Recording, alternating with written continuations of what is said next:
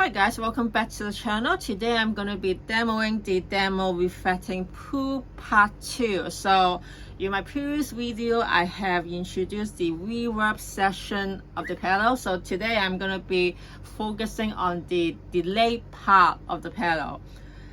The delay pedal is much more complicated than the reverb because it comes with 6 knobs and 3 more toggle switch. So there are so many varieties than the reverb, which it only comes with 4 knobs and 2 toggles. So in order to minimize the complication, given that there is versatility, I have decided to turn all the knobs at constant at noon, so that the whole thing I will be playing, the only difference will be only the toggle, which it comes with the type, the subtype, and the quality. The subtype quality is basically the percentage you want it sound. So it comes with 50%, 66%, and 75%. So I'm gonna just put it on the middle, the 66%. So I think that it doesn't really make a big difference unless you have a very good keen ear. Otherwise, that the mid-range is the average tone, and the 50 and 75 units you are very hear it very specifically on the particular switch. Otherwise, I don't think you really can hear a big difference, even though there is at least around 25% extreme difference. So again, like I said before, I'm just gonna simplify the demo. So I will only fix that at 66%. But if later on in the future, if I think that there are very big difference on particular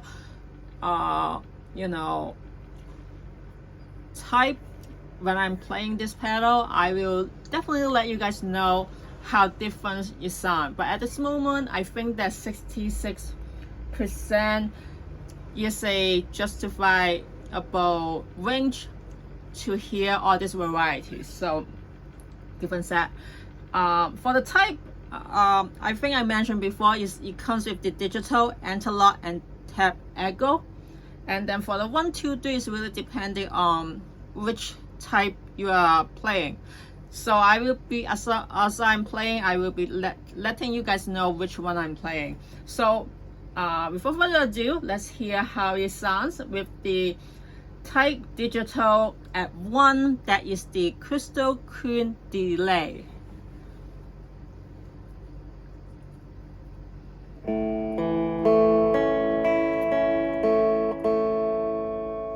That is the clean tone. Now with the delay pedal.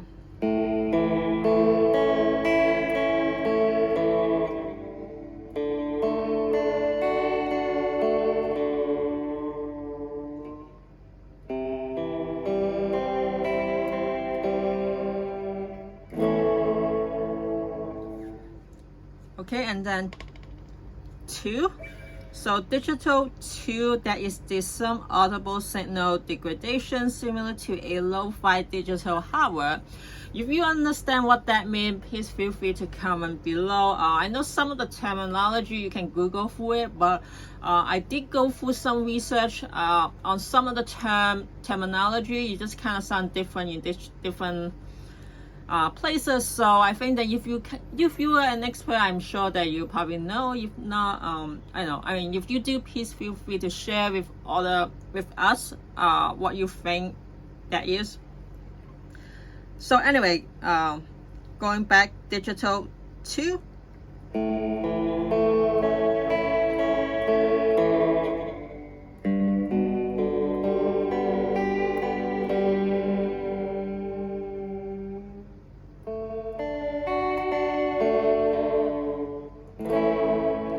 Is the lo-fi digital hardware. So now going to digital 3, that is with the less high end and the sound of old school signal processor.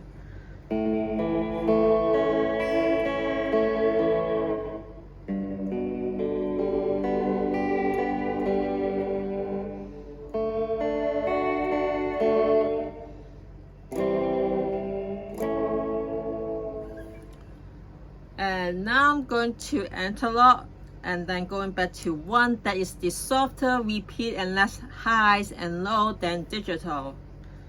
And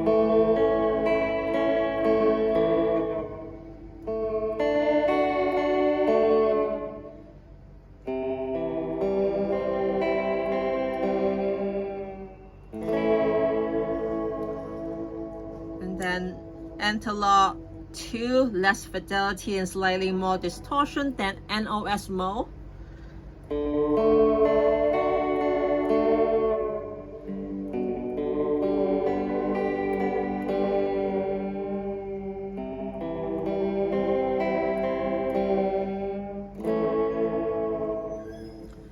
And then interlock 3, the highest amount of bass and tremolo cut, the most distortion, and even some artifact from the bucket Bitchgate sampling process. Wow, lots of terms in one sentence.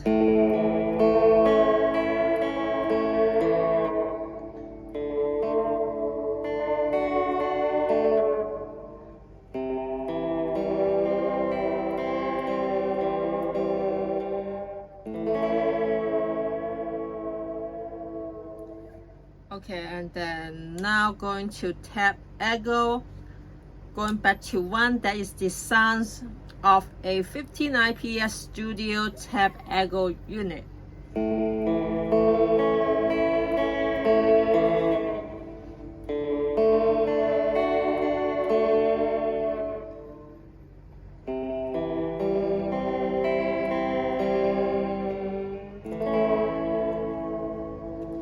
And then go to 2, lower degree of fidelity and higher degree of tap saturation than NOS mode.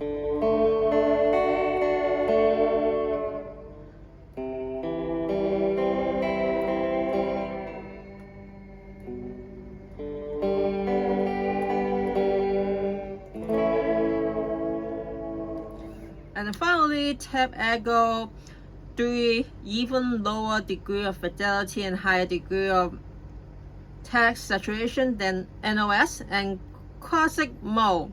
Use depth and weight control knob, especially with weight at full clockwise for realistic wow and flutter of all tap. Okay, so you say use depth and weight control knob. Okay, so that will be the only one that I will be changing from noon. But anyway, this is what it sounds like at noon for both depth and weight.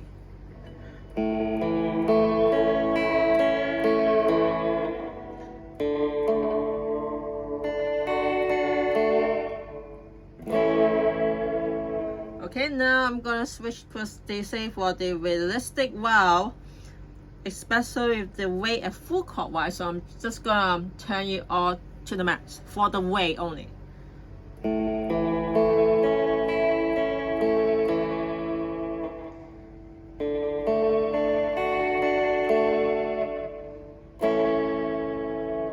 Okay, now turn the weight back to noon, just the depth at all the way.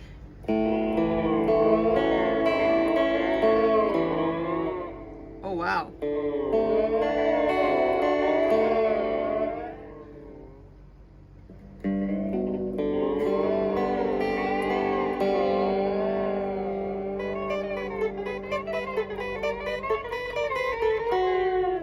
Okay, so now with the weight and the depth all the way to clockwise, full clockwise.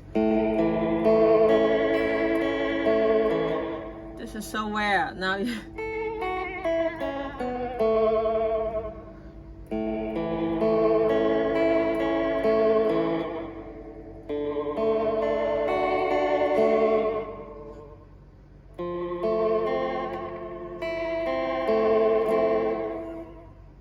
okay, this is kind of weird. So actually, I think that with the weight and depth turn matched together, you're actually balancing out the depth. But when the weight is reduced going back to the noon, the depth kind of sounds like out of control. And then when the weight also max out.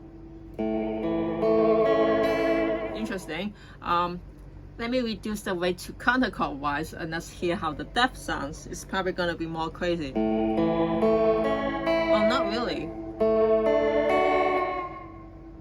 Okay.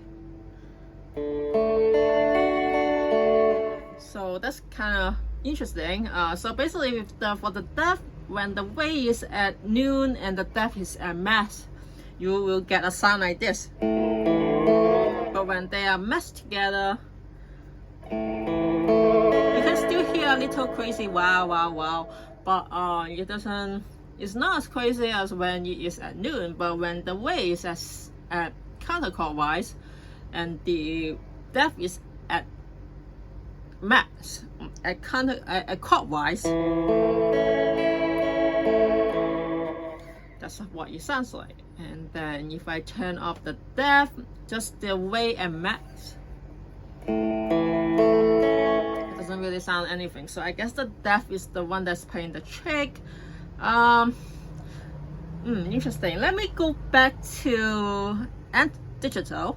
Let me see how everything sounds with the depth at max while the weight is at noon, everything at noon. Let's hear how that sounds. So basically depth really plays a trick on all these pedals. Okay, interesting. So basically depth does all that in either switch, I think. Let me go to analog. Doesn't matter which. Okay, so interesting. So basically depth, regardless of which type, it sounds that little crazy swirl kind of sound. I don't know what that exactly means, because at the menu you say the depth is basically control the modulation depth. So whatever it does, it just makes the delay have a higher depth, and that makes sense. So it does all types. It's just not just the tap echo. So that is the end of this type part 2 of this video.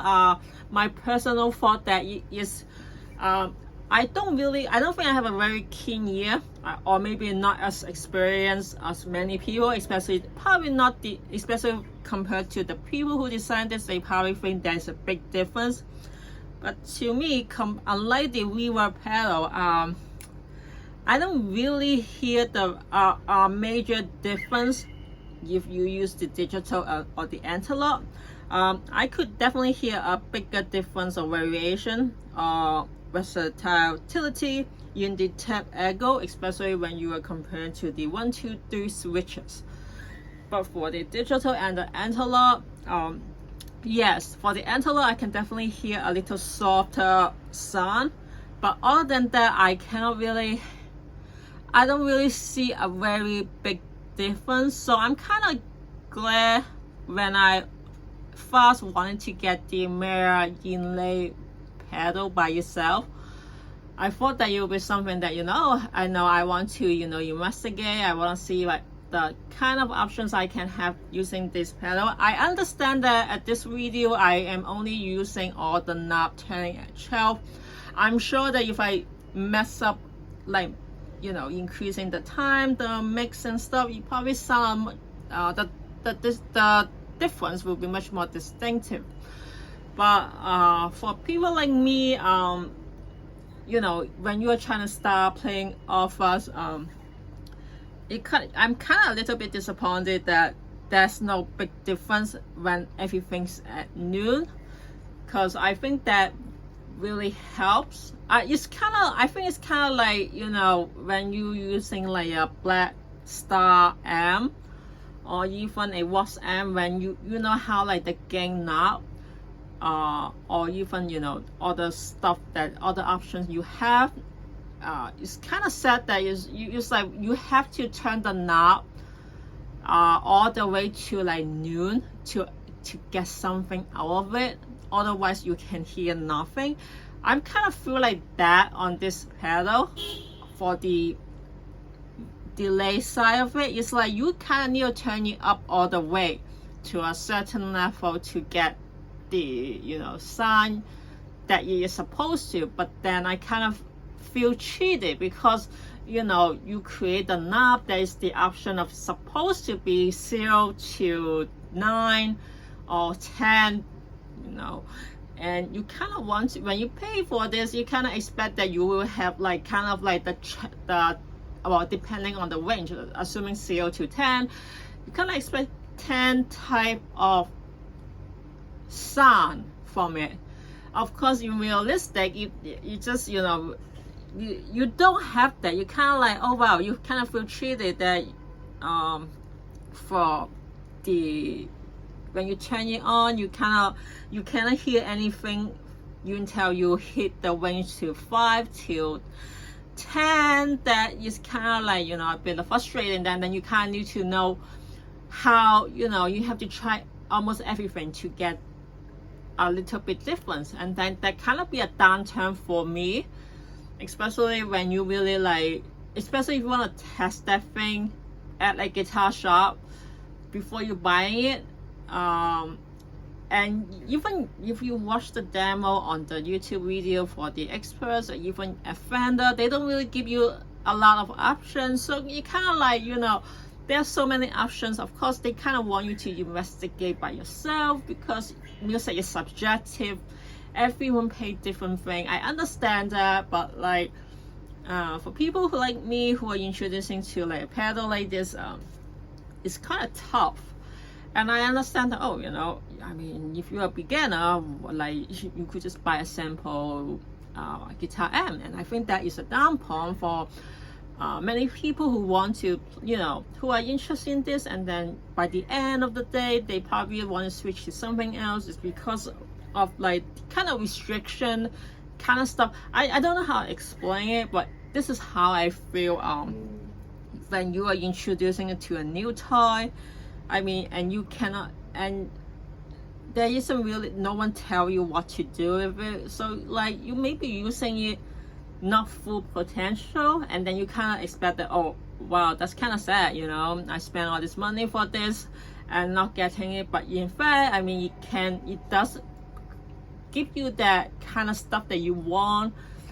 The problem is that because they're so complicated, you end up not trying, and then or you misunderstood it, and then in the end you kind of like, you know, I'm gonna give you a plus. And I think that's the problem. So I think that one of the problem of this thing is that unless you are a very good expert, like, you know, with a very keen ear and so forth, really know your stuff, otherwise it's just a waste of making things complicated. So it's kind of like, you know, there are many people say, you know, sometimes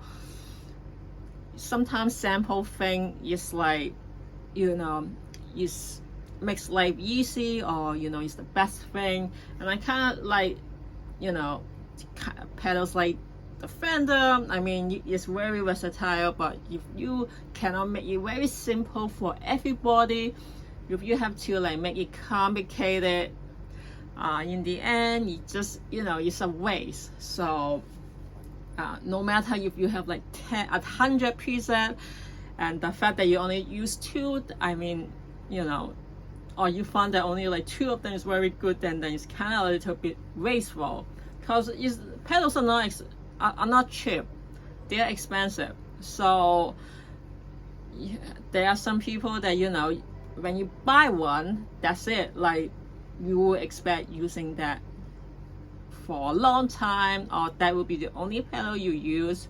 So they will try to get the best one, and then if you end up getting some, you know, crappy ones, it's just really a down point from afterward. That really discourage people to play more. And I think that is kind of like the frustration on this pedal. I'm not saying that it's not good, I'm not saying that it's not versatile, it is all that, but the fact that I kind of need to separate into different video to show you guys a comprehensive review of this pedal is kind of like frustrating, because there's so many things that I don't know what to, you know, give you guys, and also not sure that, you know. So but anyway, I I think I'm trying my best right now to give you guys what you guys want to hear. Of course, there are so many pedals out there. Fender is definitely only one option. However, in terms of price, in terms of the versatility, this is not a bad thing, because compared to the high end, like the I guess the Seymour, I think it's the Skymore or something like that, and then Electro-Harmonic, I think this is the mid-range. I'm not gonna say like the best reverb / delay pedal, but in terms of as a working tool, I think that it just carries the stuff you want. But for the delay part of it, I think it's just too complicated. That but then again, though, if I'm only buying the delay pedal, I will not choose the Fender delay pedal, this one, which that is the, I believe it's called the mirror inlay pedal. And I think that's one reason why there are many people leaving a negative comment of the pedal. They just think that it doesn't sound good or stuff like that. I'm not sure what some of the reason why they find it very negative. But for me right now, I think it's the capacity, it's just so many things going on screaming at you. It's kind of like I think I'm gonna go back to a simpler pedal, and this is what I feel intimidated at the moment. So without further ado, I just want to let you guys, just to come into a conclusion, I just want to say that the delay pedal is not bad, but for a keen ear, which I don't think I have or experience enough to hear a big difference, I think I would definitely give it a pass if you are getting the mirror inlay pedal by yourself. But since here it's a combine, I will just let you guys know that it's an interesting pedal, but even if I'm just using this, I'm probably not gonna use the delay by itself. And so let's wait for my next video. I will be combining the reverb and delay again, and let's hear how that sounds. I think that adding the reverb together, that will actually make a big difference, and much better reason why you should get this pedal. So without further ado talking, I just want to let you guys know, thank you for watching this video. If you guys have any comment, feel free to comment. If you have any suggestions, or if you want to elaborate something that I said or want to explain something, feel free to do so at the comment below. In the meantime, I hope you guys have a nice weekend, and I will see you guys next time. Bye guys.